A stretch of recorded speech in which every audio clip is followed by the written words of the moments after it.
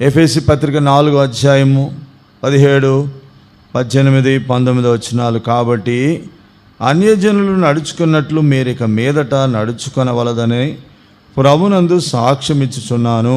వారైతే అంధకారమైన మనసు గలవారై తమ హృదయ కాఠిన్యము వలన తమలోనున్న అజ్ఞానము చేత దేవుని వలన కలుగు జీవములో నుండి వేరుపరచబడిన వారై తమ మనస్సునకు కలిగిన వ్యర్థతను అనుసరించి నడుచుకొనుచున్నారు. వారు సిగ్గులేని వారయుండి నానా విధమైన అపవిత్రతను అత్యాశతో జరిగించుటకు తమను తామే కాముకత్వమునకు అప్పగించుకొనిరి. ఇక్కడ అన్ని జనుల వలె నడవద్దు అంటున్నాడు. ఈ మాట గుర్తుపెట్టుకోండి. ఈ సాయంకాల వేళలో ప్రభు ఇచ్చిన భారాన్ని బట్టి కొన్ని విషయాలు మీతో పంచుకోవాలని నేను ఆశపడుతున్నాను. వెలుగు సంబంధుల వలె నడుచుకోవాలంటే మనము అన్యజనుల వలె నడవద్దు. సాధారణంగా అన్యజనులు అనగానే మనకేం గుర్తొస్తుందంటే రక్షణ లేని వాళ్ళు, లేకపోతే హైందవ కుటుంబానికి చెందిన వారు. వారిని మనం త్వరగా ఏమంటాము? అన్యజనులు అంటాం. విగ్రహారాధికులను ఏమంటాము? అన్యజనులు అంటాం. మన భాష చెప్పమంటారా? మన భాష ఎట్లుంటుందంటే విగ్రహారాధికులను ఏమో అన్యజనులు అంటాం. తర్వాత క్రైస్తవ కుటుంబాలకు చెంది రక్షణ లేని వాళ్ళు ఏమంటాము? నామకార్థులు అంటాం. రక్షించబడిన వాళ్ళు ఏమంటాము? విశ్వాసులు అంటాం. ఇది మన భాష. ఏంటి? రక్షణ లేకుండా హైందవ కుటుంబాలకు చెందిన వారు, విగ్రహారాధికులైన వారిని ఏమంటాము? అన్యజనులు అంటాం. క్రైస్తవ కుటుంబాల్లో పుట్టిన వాళ్ళు, కనీసం క్రిస్మస్కో అప్పుడప్పుడు క్రైస్తవులుగా చర్చికి వెళ్ళేవారు, వారిని ఏమో నామకార్థులు అంటాం. తర్వాత ఏమంటాము? రక్షించబడి దేవుని మందిరానికి వచ్చే వాళ్ళని ఏమంటాము? విశ్వాసులు. కానీ బైబిల్ ఏమంటుందో చూద్దాం. అన్యజనులు అంటే ఎవరు? బైబిల్ ప్రకారము అన్యజనులుగా ఉన్నవారి యొక్క నడక ఎలాంటిది, అన్యజనుల యొక్క అభిప్రాయాలు ఎలాగుంటాయి, అన్యజనుల యొక్క పరిస్థితులు ఎలాగుంటాయో మనం చూద్దాం. రండి, దశలోనికి రాసిన మొదటి పత్రిక. ఇక్కడ మొదట వివరణ చూద్దాం. అన్యజనులు అంటే ఎవరో. మొదటి దశలోనికి పత్రిక 4వ అధ్యాయం 4వ వచనం. దశలోనికి రాసిన మొదటి పత్రిక 4వ అధ్యాయము 4వ వచనం. తీసిన వారు చదవండి.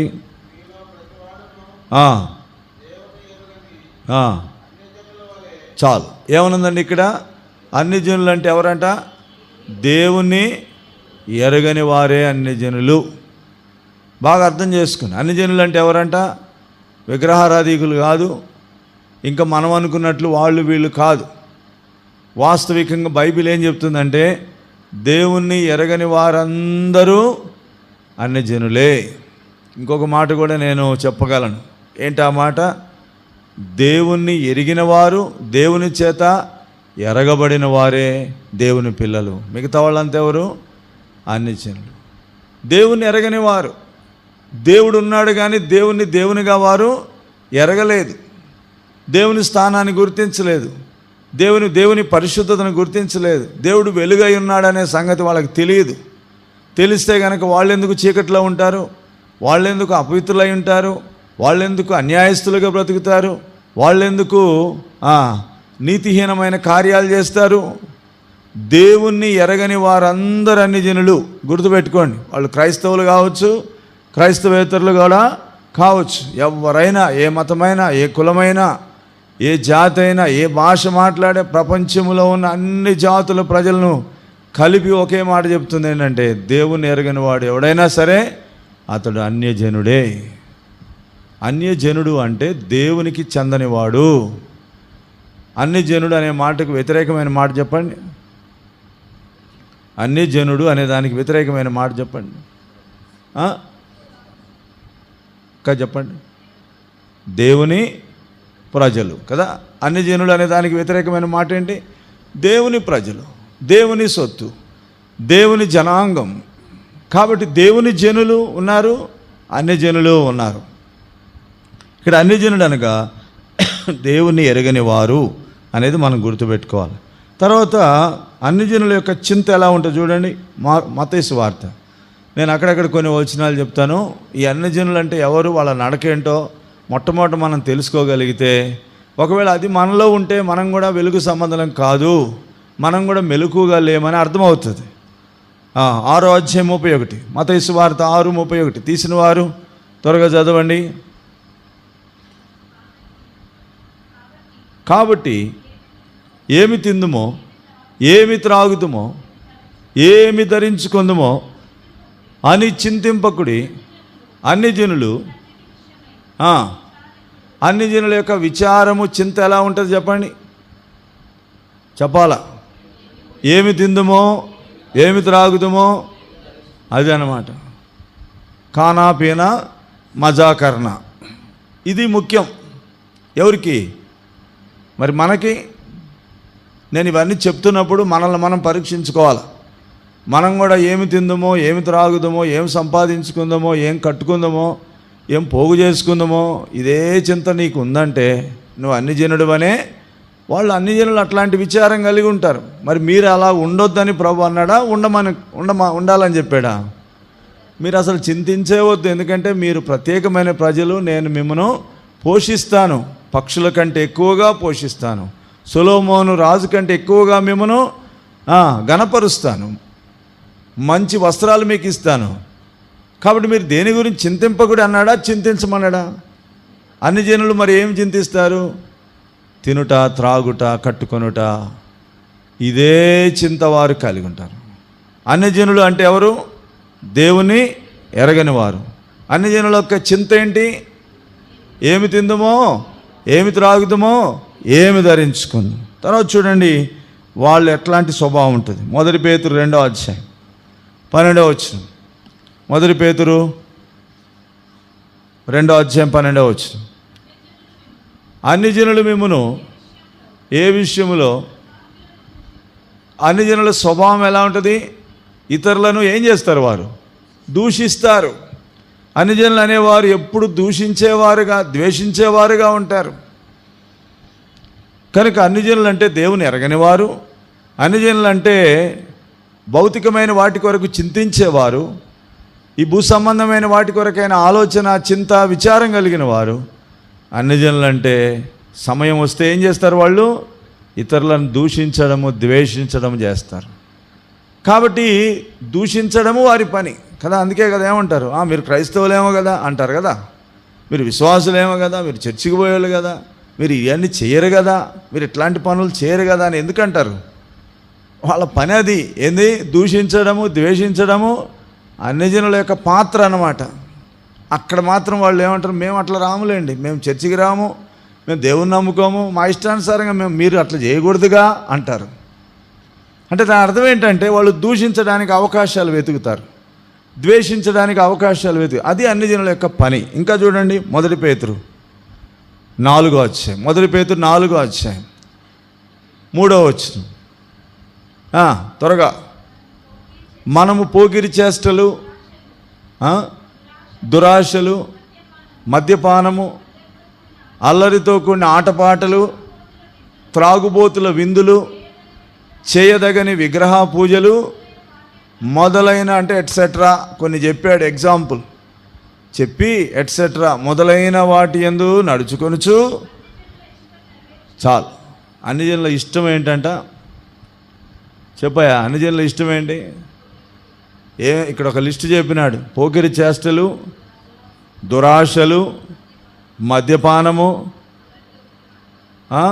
అల్లరితో కూడిన ఆటపాటలు, త్రాగుబోతుల విందులు, ఎట్సెట్రా. ఇవన్నీ ఎవరిష్టం అంటే ఇవి చేయడం అన్ని జనులకు ఇష్టం అంట. ఏమి ఇష్టము? మరలా చెప్పండి. పోకిరి చేష్టలు. పోకిరి చేష్టలు అంటే ఏంది? వాడిని కదిలించుకోవడం, సమస్య కలిగించడం. శైలస్ అన్న సాక్ష్యం చెప్పేవాడు. పెళ్ళికి పోతే ఏం చేసేవాడంట? పెళ్ళికి పోతే కుదురుగా ఉండేవాడు, ఆడ గొడవ పెట్టి, సమస్యలు పెట్టి వచ్చేవాడంట. అది ఆయన ఆనందం. అప్పుడు ప్రభుని ఎరక్కము. పోకిరి చేష్టలు. తర్వాత ఇంకా ఏమన్నాడు? దురాశలు. అంటే ఉన్నదాంతో తృప్తి లేకుండా నాకు అది కావాలి, ఇది కావాలనుకునే స్వభావం, అట్లాంటి మనస్సు ఎవరిదంట? అన్ని జనులు. ఇంకా మద్యపానం, తినడం, త్రాగడం, వైన్ షాపులకు వెళ్ళడం, కళ్ళు దుకాణాలకు వెళ్ళడం, సారాయి దుకాణాలకు వెళ్ళడం, ఇప్పుడు ఇంకా ఇంకా భయంకరమైనది ఒకటి వచ్చింది. ఏంటిది? గంజాయి. దానికి వెళ్ళడం, మాదక ద్రవ్యాలకు వెళ్ళడం, అది కూడా అన్ని జనులకు ఇష్టం. ఇంకా అల్లరితో కూడిన ఆటపాటలు అంటే ఇంకా అది ఇక డ్యాన్సే కావచ్చు, డీజే కావచ్చు, లేక సినిమాలు కూడా కావచ్చు. ఇంకా సినిమా హాల్కి పోయే రోజులు పోయినాయిలేండి. ఇప్పుడంతా సినిమాలే మన ఇంట్లోకి వచ్చినాయి, మన ఇంట్లోకి వచ్చినాయి. సెల్ ఫోన్ నిండా సినిమాలే ఉన్నాయి. ఎన్ని చూడాలంటే అన్నీ చూడవచ్చు. ఇవన్నీ చూసే బ్రతుకు అన్ని జనుల యొక్క ఇష్టం. ఇంకా ఏమన్నాడు? త్రాగుబోతుల విందులు. మరి మనం పోయేది ఎక్కడికి?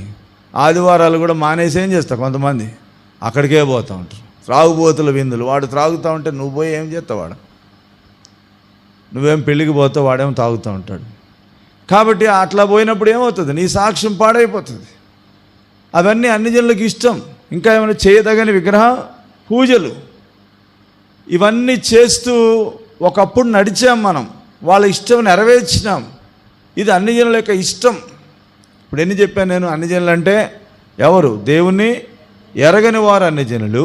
రెండవది, అన్ని జనుల యొక్క చింత ఏంటంటే ఏమి తిందుమో, ఏమి త్రాగుదుమో, ఏమి ధరించుకుందామనే ఆలోచన, భౌతికమైన విషయాల కొరకైనా చింత కలిగిన వారు అన్ని జనులు. మూడవది, అన్ని జనులు ఎప్పుడు దూషించేవారు, ద్వేషించేవారుగా ఉంటారు. నాలుగవది, అన్ని జనుల ఇష్టం ఎట్లుంటుందంటే ఏమేం కలిగి ఉంటారంట? ఇప్పుడు ఒక లిస్టు చెప్పాడు కదా, ఏంటది? పోకిరి చేష్టలు, దురాశలు, మద్యపానము, అల్లరితో కూడిన ఆటపాటలు, త్రాగుబోతుల విందులు, చేయదగని. ఇవన్నీ ఎవరికి ఇష్టం? ఇప్పుడు మనం పరీక్ష చేసుకోవాలి. మనకు కూడా ఇష్టం ఉందా వీటి మీద? మనం కూడా ఇష్టపడుతున్నామా ఇండైరెక్ట్గా? ఒకవేళ డైరెక్ట్గా మనకి ఇష్టం లేకపోయినా మా బంధువులు కదండి, వాళ్ళ కొరకు వెళ్ళాలి కదండి అంటే నీకు ఇండైరెక్ట్గా ఇష్టం ఉందంటే నువ్వు ఇంకా అన్యజనుడివే, అన్య జనాంగానికి చెందినవాడివే. నీలో మార్పు లేదు. ఇంకా నీలో చీకటి ఉంది. చీకటిని నువ్వు డైరెక్ట్గా ప్రేమించడం లేదు, కానీ ఇండైరెక్ట్గా ప్రేమిస్తూ ఉన్నావు. కనుక అన్ని జనుల యొక్క నడక అలాగుంది. ఇక ఇప్పుడు మనం చదివిన దగ్గరికి వస్తే ఇంకా చాలా వివరణ ఉంది. రండి, ఎక్కడ? ఎఫెసీ పత్రిక 4వ అధ్యాయం. ఇప్పుడు చదవండి దయచేసి 17వ వచనం. త్వరగా చదవాలి. కాబట్టి అన్యజనులు నడుచుకొనున్నట్లు మీరిక మీదట, అంటే ప్రభుని అంగీకరించిన మీరు, రక్షించబడిన మీరిక మీదట అన్యజనులు నడుచుకున్నట్లుగా నడుచుకొనా కూడదని ప్రభునందు సాక్ష్యం ఇస్తున్నాడు పౌలు. అయ్యా, నేను ఒకప్పుడు నడుచుకున్నాను, వదిలేశాను, నేను నడుచుకోవడం లేదు. ఇప్పుడు మీరు కూడా నడుచుకోకూడదన్న సాక్ష్యం చెప్తా ఉన్నాను. ఇప్పుడు రండి, 18వ వచనం. వాళ్ళ పరిస్థితి ఎలా ఉంటుందో గమనించండి. చాలా జాగ్రత్తగా ఇక్కడ కొన్ని విషయాలు ప్రభు జ్ఞాపకం చేస్తున్నాడు. 18, వారైతే అంటే ఎవరు? అన్ని జనులని గుర్తుపెట్టుకోవాలి. వారైతే, ఇది ఎక్కడి వరకు కంటిన్యూషన్ అంటే 19వ వచనం వరకు కూడా కంటిన్యూషన్ ఉంటుంది. వారైతే అంధకారమైన మనసు, వాళ్ళ మనసులో ఏముంది? చీకటి ఉంది. వాళ్ళ మనసులో వెలుగు లేదు.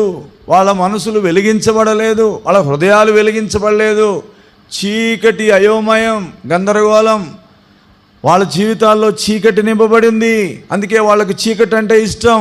చీకటిని ప్రేమిస్తారు. చీకటి కార్యాలు ఇష్టపడతారు. అంధకార సంబంధమైన క్రియలను వారు విసర్జించలేరు. వాటిలో పాలివారు అంటారు, వాటిని ఖండించలేరు.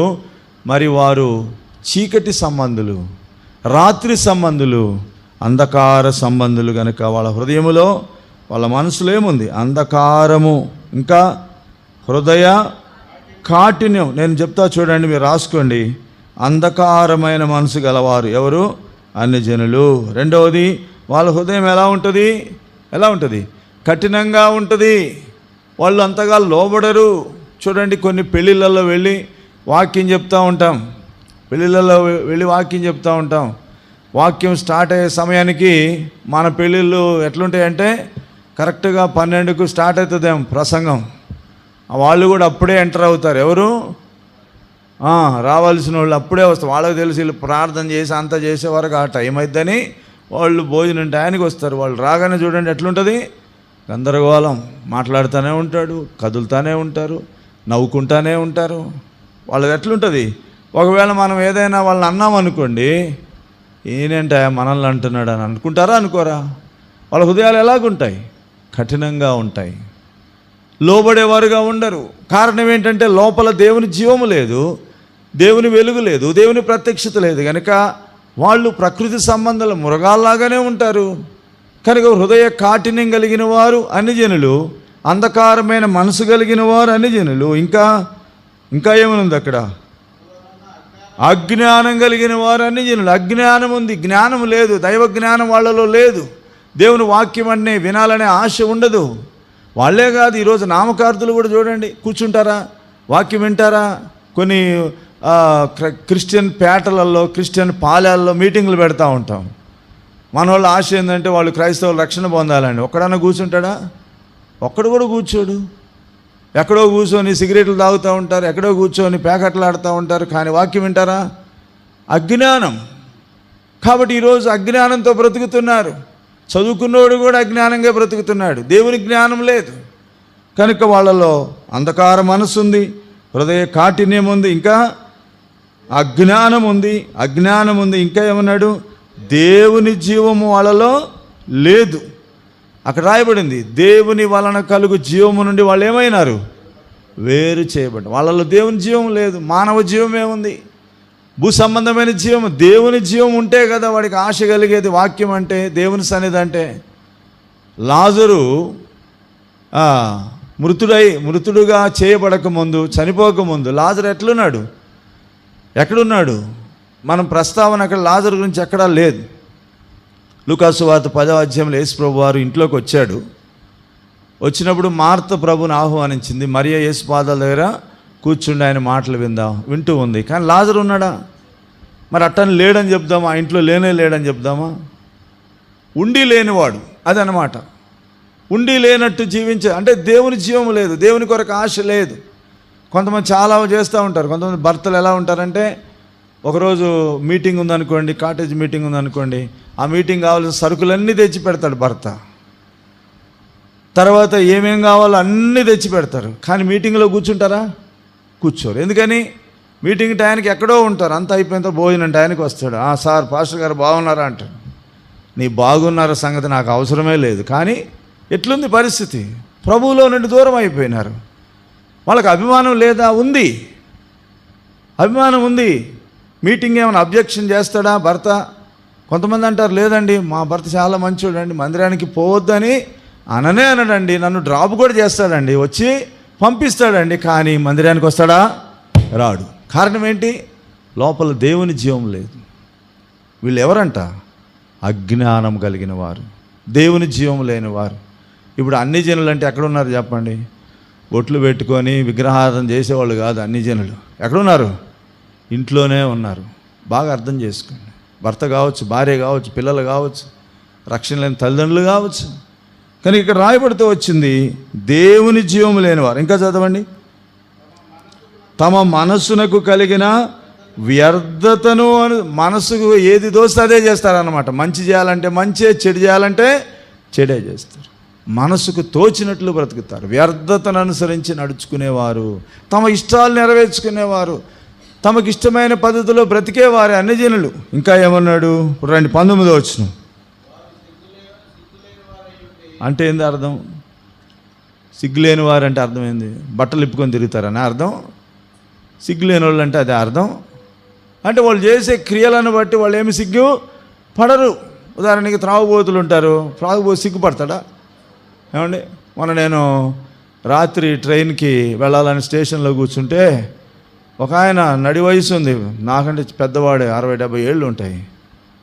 ఇటు అంటున్నాడు. ఏంద్రా ఆయనకి ఏమన్నా పెరాలసిస్ వచ్చిందా అనుకున్నా నేను. నాకు అర్థం కాలే. ఇటు అని ఇట్లా కాసేపు ఇట్లా అయిపోయినాడు. పెరాలసిస్ పేషెంట్ ఏమో అనుకుంటే కాదు, బాగా దాగి ఉన్నాడు. మనోడు ఏడ ప్లాట్ఫామ్ మీద అవతల పడతాడని భయం అవుతుంది నాకు. దగ్గర పోతున్నాడు. అటు పోయి ఇటు అంటే ఏంది ఇది? ఏంటి పరిస్థితి? ఆయనకి సిగ్గు అనిపిస్తుంది చెప్పండి. మరి తాగినోడికి, ఆ పక్కన ఉన్నోడికి భార్యకి సిగ్గు అనిపిస్తుంది, కొడుకులకి సిగ్గు అనిపిస్తుంది, ఇంకా వేరే వాళ్ళకి బాధ అనిపిస్తుంది, కానీ అతనికి సిగ్గు అనిపిస్తుందా? అనిపించదు. కాబట్టి సిగ్గులేని తనములోనికి తీసుకొని వెళుతుంది అజ్ఞానం, ఈ అపవిత్రమైన జీవితం, ఈ అంధకారమైన జీవితం. సిగ్గులేని వారయండి. ఇంకా గమనించండి, నానా విధమైన అపవిత్రతను అత్యాశతో జరిగించుటకు తమ్మును తామే కాముకత్వమునకు, అంటే పాపానికి ఇష్టపూర్వకంగా అప్పచెప్పుకునే వారే అన్ని జనులు. ఆ మాట చూడండి, నానా విధం అపవిత్రత ఒకటి కాదంట, నానా విధమైన అపవిత్రతను అత్యాశతో ఇష్టపూర్వకంగా జరిగించడానికి తమను తాము కాముకత్వానికి ఇష్టానుసారంగా బ్రతకడానికి నేర్చుకునేవారే అని ఇంత వివరణ ఇచ్చాడండి. అన్ని జనులంటే ఇంత వివరణ ఇచ్చాడు. నాకు కూడా ఆశ్చర్యమైంది ఇదంతా చదువుతూ ఉంటే. అరే, ఇంత వివరణ ఉందా అన్ని జనుల గురించి? అవును, మరి ఇంత వివరణ కలిగిన వారు అన్ని జనులు, ఇంత పరిస్థితి వాళ్ళలో ఉంది. అందుకే పౌలు అంటాడు, మీరు అన్ని జనుల్లాగా నడుచుకోవద్దు. ఎందుకు? కారణం ఏంటి? ఇప్పుడు రండి, ఎఫెసీ పత్రిక 2వ అధ్యాయం 11వ వచనం చదవండి. 2వ అధ్యాయము 11వ వచనం.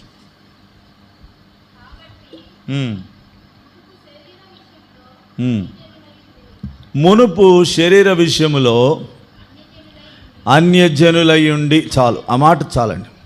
మునుపు ఏమైనా మనం కూడా అన్యజనులము. శరీర విషయంలో మనం కూడా అన్యజనులం, అంటే యూదులం కాదు, ఇశ్రాయేలులం కాదు, దేవుని ప్రజలం కాదు, అన్యజనులము. మనం కూడా విగ్రహారాధికులుగా ఉండవచ్చు. మనలో కూడా ఇప్పుడు చెప్పబడిన లక్షణాలన్నీ ఉన్నాయి. దేవుడు లేని వారంగా, దేవుని జీవం లేని వారంగా, ఇష్టానుసారంగా జీవించే వారంగా, సిగ్గులేని వారంగా ఎన్నో లక్షణాలు మనలో ఉన్నాయి. ప్రభు స్తోత్రములు. ప్రభు యొక్క వెలుగు మనలోనికి వచ్చింది. ఒక రోజున సౌలులోనికి ఆ వెలుగు ప్రవేశించినట్లు, జక్కయ్యలోనికి వెలుగు ప్రవేశించినట్లు మనలోని కూడా ఒక వెలుగు వచ్చింది. దేవుని వెలుగు మనలోనికి వచ్చింది. ఆ వెలుగు మనల్ని వెలిగించింది. వెలుగు సంబంధులుగా చేయడానికి ఆ వెలుగు సహకరిస్తూ ఉంది. ఇప్పుడు మనము దేవుని ప్రజలుగా ఉన్నాం, దేవుని సొత్తుగా ఉన్నాం, పరిశుద్ధ జనముగా ఉన్నాం. ఒకప్పుడు వెలుగులో ఉన్నాం, ఇప్పుడు ఆశ్చర్యకరమైన, ఒకప్పుడు చీకటిలో ఉన్నాం, ఇప్పుడు ఆశ్చర్యకరమైన వెలుగులోనికి మనం నడిపించబడ్డాము. మనం ఒకప్పుడు ప్రజగా ఉండక, ఏమన్నాడు? ఎక్కడుంది ఆ మాట? పేతురు రాసిన మొదటి పత్రిక 2వ అధ్యాయం 10వ వచనం చదవండి. 10వ వచనం. ఒకప్పుడు ప్రజగా ఉండక ఇప్పుడు దేవుని ప్రజ అయితిరి. ఒకప్పుడు ప్రజగా లేము, ఒకప్పుడు జనముగా లేము, ఒకప్పుడు లెక్కలోనికి లేము, లెక్కలేని వాళ్ళం. మా నాన్న అనేవాడు, ఏమనేవాడు అంటే ఇప్పుడు, అరే జమదప్పినవాడు అనేవాడు. జమదప్పినవాడు అంటే అర్థమైంది తెలంగాణ భాషలో? లెక్కలేనోడా, పనికిరానివాడు అని అర్థం. ఒకప్పుడు మనం అట్లాంటి వాళ్ళమే, లెక్కలోనే ఉన్నాము, లెక్కలేని వాళ్ళము. అంటే దేవుని లెక్కలో లేము, దేవుని ప్రజలుగా లేము. ప్రభు మనల్ని ఏం చేసినాడు? దేవుని ప్రజలుగా చేసినాడు, దేవుని సొత్తుగా చేసుకున్నాడు, దేవుని స్వకీయ సాంపాద్యముగా, దేవుని స్వకీయ ధనముగా ఆయన మనల్ని చేసినాడు, ప్రతిష్ఠితమైన ప్రజలుగా చేసినాడు. అందుకే మనం పాట పాడాం, మనం యేసుని వారలము. ఎవరు వారం? మనము యేసుని వారలమైనాము, వెలుగు సంబంధులుగా చేయబడ్డాం, ప్రభు పిల్లలుగా చేయబడ్డాం. కనుక ఇప్పుడు అన్ని జనుల వలె మనం నడవడానికి వీలు లేదు. మనం ఒకప్పుడు మునుపు అన్ని జనులమే, కానీ ఇప్పుడు దేవుని ప్రజలుగా చేయబడి, దేవుని కృపచేత, దేవుని దయచేత. అందుకే అంటాడు ఎఫెసీ పత్రిక 5వ అధ్యాయం 8వ వచనం చదవండి. 8వ వచనం త్వరగా. మీరు పూర్వమందు ఏమై ఉన్నారు? చీకటి అయి ఉంటిరి, ఇప్పుడైతే ప్రభునందు వెలుగై ఉన్నారు. ఇప్పుడైతే ప్రభునందు వెలుగైనాం, వెలుగు సంబంధులమైనాం. ఒకప్పుడు చీకటే, ఒకప్పుడు మన జీవితం అంతా ఇప్పటిదాకా చెప్పిందంతా మనలోనే ఉంది, ఇప్పటిదాకా చెప్పుకున్నదంతా మనలోనే కనబడతా వచ్చింది. ఇప్పుడు మనము ఒక ప్రత్యేకమైన ప్రజలుగా చేయబడ్డాం. అందుకే మనకు ఒక పేరు పెట్టాడు, వెలుగు సంబంధులు, వెలుగు కుమారులు, పగటి సంబంధులు అనే పేరు పెట్టినాడు. కాబట్టి ఇప్పుడు వెలుగు సంబంధులుగా అయిపోయినాము. కనుక ఎలా నడవాలి? ఇప్పుడు వెలుగు సంబంధుల వలె నడుచుకొనుడి. ఇప్పుడు వెలుగు సంబంధుల యొక్క నడక ఎలా ఉంటుందంట? ఇప్పుడు రండి దయచేసి చదువుదాం. మనం చదివిన మొదట భాగం రోమా పత్రిక 13వ అధ్యాయం ఎలా నడుచుకోవాలంటున్నాడు. వెలుగు సంబంధులు ఎలా నడుచుకుంటారంట. 11 నుండి 13వ అధ్యాయము 13వ వచనం చదవండి చాలు. 13వ వచనం.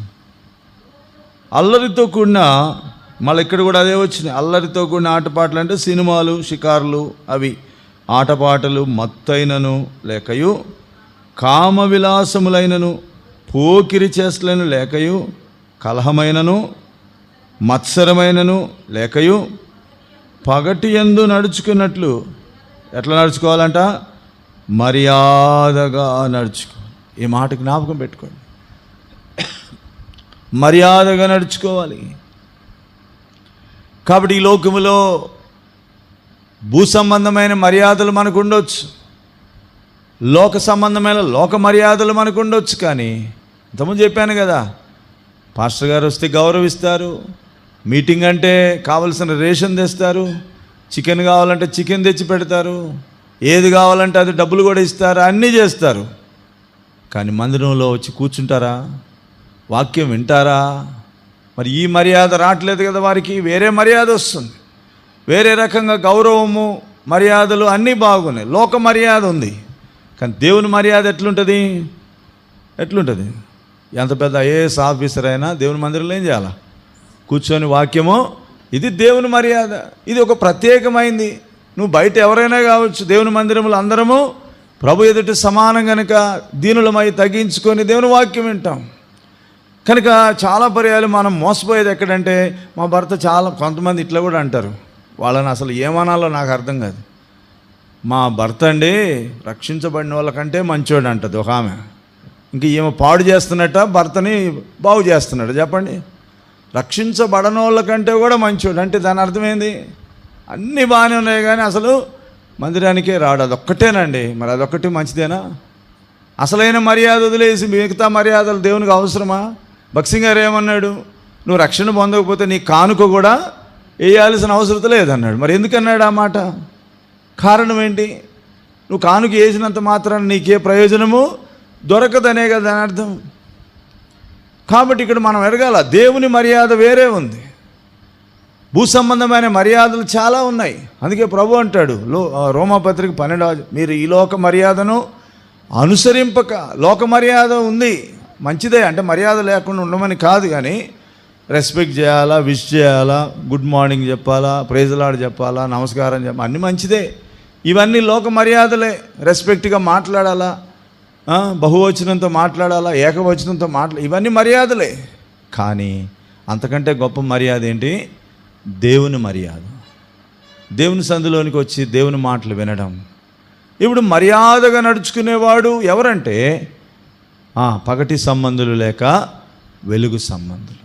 మర్యాదగా నడుచుకునే విధానం ఏంటి? ఇక్కడ ఏమన్నాడు? 13, అల్లరితో కూడిన ఆటపాటలు. మరి సినిమా హాల్కి వెళ్ళి నువ్వు సినిమా చూడకపోవచ్చు, కానీ సెల్ ఫోన్లో చూస్తున్నావేమో సినిమా. మరి అల్లరితో కూడిన ఆటపాటలు నీకు ఉన్నాయా లేవా? కనుక అల్లరితో కూడిన ఆటపాటలు. ఇంకా ఏమన్నాడు? మత్తైనను అన్నాడు. మత్తు అంటే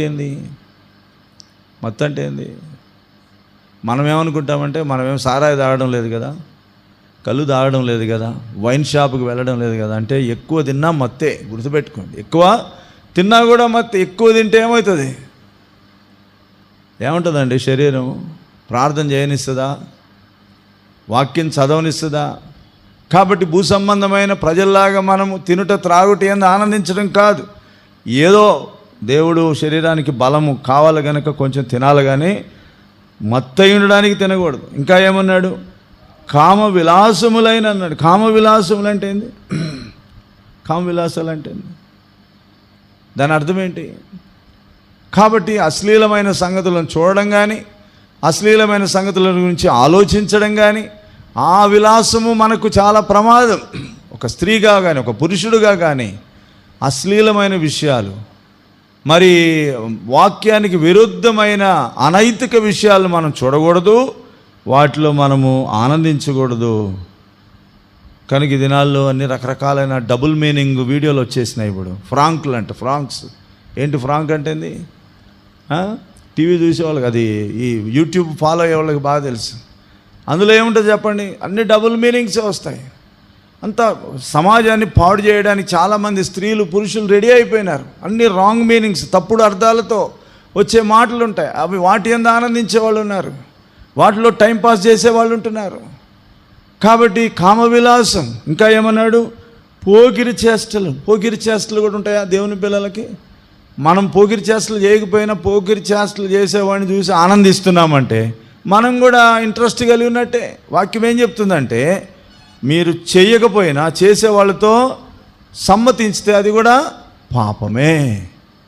పోకిరి చేష్టలు చేసేవాడు ఒకడు ఆట పట్టిస్తూ ఉంటాడు, ఏడిపిస్తూ ఉంటాడు, ఎగతాళి చేస్తూ ఉంటాడు. అట్లాంటివి చూడడం కూడా పాపమే. అవి కూడా మనకు ఉండకూడదు. పగటి యందు నడుచుకునేవాడు అలాగే చేయడు. ఇంకా ఏమన్నాడు? కలహం ఉండకూడదు, కొట్లాట్లు ఉండకూడదు. కలహాలు కలిగిన వారు భార్యాభర్తలు కానీ, అన్నదమ్ములు కానీ, స్నేహితులు కానీ, ఇరుగు పొరుగు వారు కానీ కలహానికి దూరంగా ఉండాలి. కలహాన్ని కోరుకోకూడదు. నీలో ఇంకా కలహం ఉందా?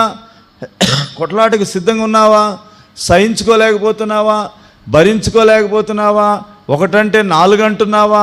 ఇది నీలో ఉంటే ఇంకా నీవు చీకటి సంబంధివే. కలహం, ఇంకా మత్సరము. మత్సరం అంటే ఏంటి చెప్పండి? మత్సరం అంటే ఏంది? ఎదుటివాని క్షేమమును భరించలేకపోవడం, ఓర్చుకోలేకపోవడం. మత్సరం అనే దగ్గర ఒక చోట ఏం రాసినాడు? చెడ్డ కండ్లు అని రాసినాడు. ఏం రాసినాడు? చెడ్డ కండ్లు అంటే ఒక వ్యక్తి అభివృద్ధిని ఓర్చుకోలేకపోవడం. మంచిగా బట్టలు వేసుకుంటే కొంతమంది ఎట్లా చూస్తారు చెప్పండి? మంచి బట్టలు వేసుకుంటే పైకి కిందికి చూస్తూ ఉంటారు. అంటే వాళ్ళకి ఏముంది లోపల? మత్సరం ఉంది.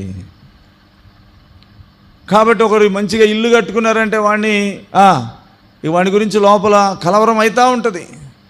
నీకెందుకు బాధ? అతనికి ఉంది, కట్టుకున్నాడు, లోన్ పెట్టుకున్నాడో ఏం చేసుకున్నాడో కట్టుకున్నాడు, నీకెందుకు బాధ? ఒకడు మంచి కారు కొనుక్కున్నాడు, నీకెందుకు బాధ? బైక్ కొనుక్కున్నాడు, నీకెందుకు బాధ?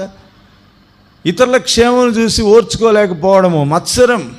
వాక్యం చెప్తుంది మత్సరం అంట ఎముకలకు కుళ్ళు అని రాయబడింది. ఎంత మంచి మాట రాశారు.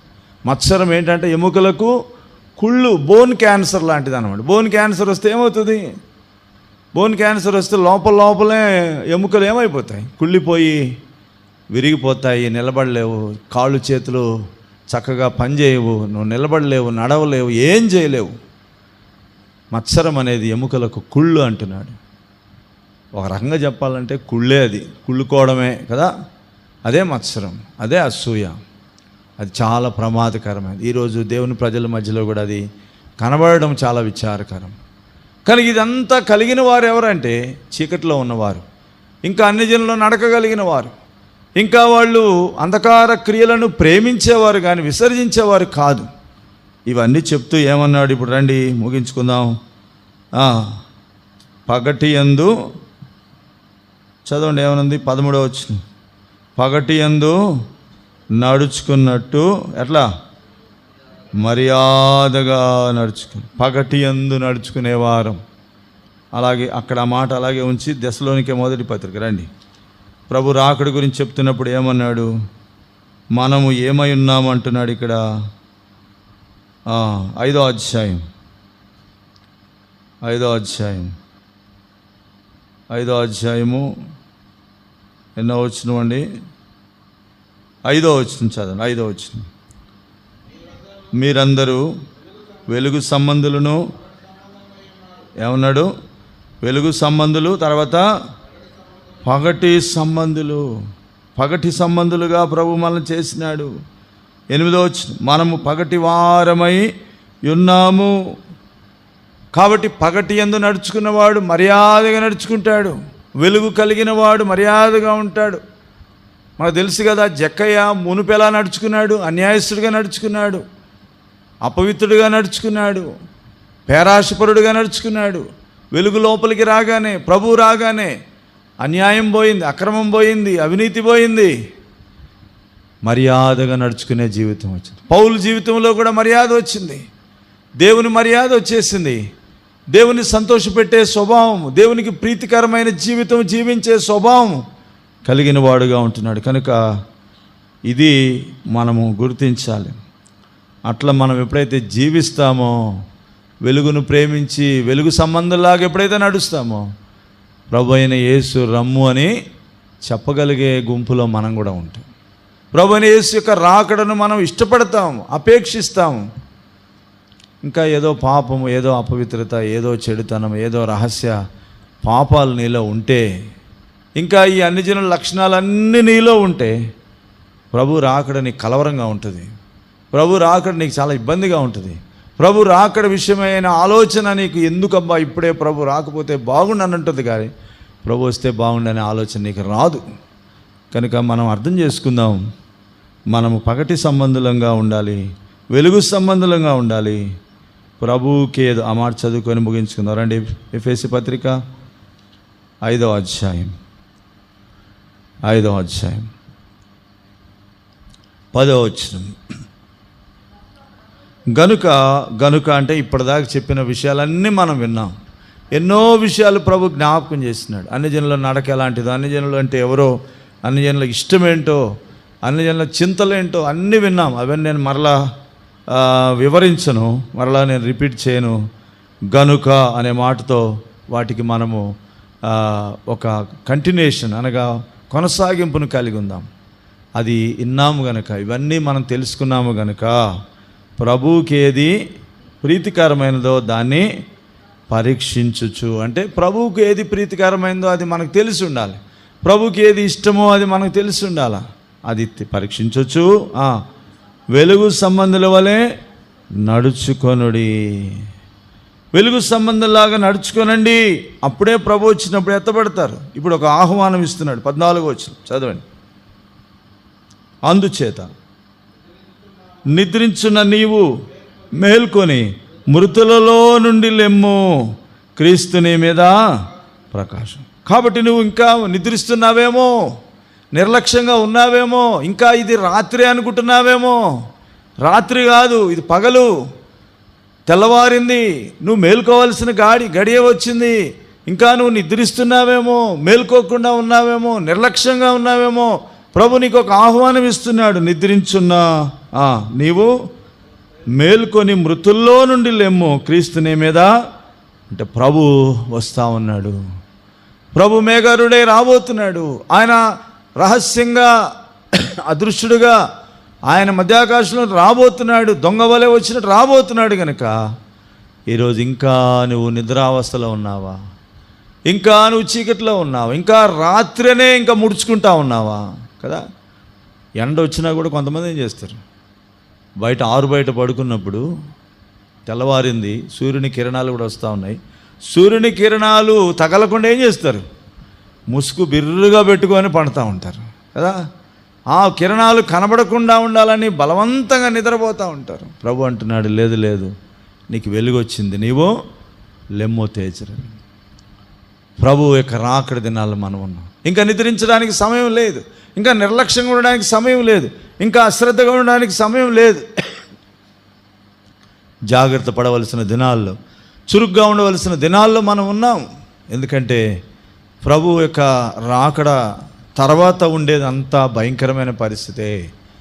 ప్రభు యొక్క రాకడ దినము దాటిపోయిందంటే ఆ తర్వాత వచ్చేదంతా ఉగ్రత దినములు మనం ఎదుర్కోవాలి.